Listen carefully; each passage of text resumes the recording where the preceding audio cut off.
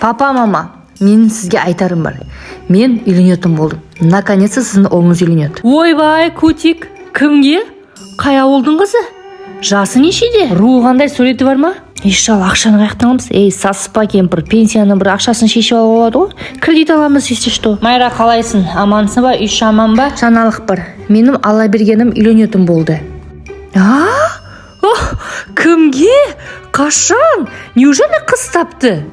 А чё прям так резко? Или қыздың аяғы ауыр ма? Жоқ, не сразу аяғы ауыр болу керек па? Ала бергеннің жасы 25-ке келді. Үйленбей ма енді? Қуану керек қой, наоборот. Сен ондан да общем ағайындардың бәріне звонда, айт біздің үйде жиналайық, тойды обсуждать етейік, кім қанша ақша береді.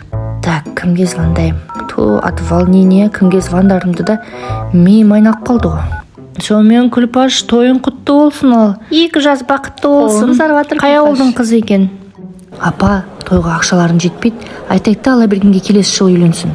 Шал барып пенсиясын шешеді. Сосын кредит аламыз. Тойды біз жасаймыз. Ертең жұрт күледі ғой. Кенже баласына той жасалмады деп. Қазір 50 мың ақша емес, маған 100 мыңнан беріңдер. Ертең өздерінің тойларына қайтады. Мама, той жасамай қояйық. Балам, біз тойды жасаймыз. Мен жұртқа күлкі болғым келмейді. Сен одан да болашақ келіншегіңді бізбен таныстыр. Майраны шақырам. Майраның 2 келіні столды сықитып жасап береді. Ты сегодня меня прям срочно позвал. Что случилось? Я хотел тебе сказать, что у нас будет завтра знакомство с моими родителями. Они тебя ждут. Не переживай, все будет хорошо. Мои родители очень хорошие люди. Майра, келіндерімді алып келіп, біздің үйде давайте стол жасаңдар. Келінмен танысайын деп жатырмыз. Апа, болды ғой, сіздің бір сөзіңіз ғой. Хорошо, проблем жоқ. 2 келінді алып кел, ертең көмектесеміз.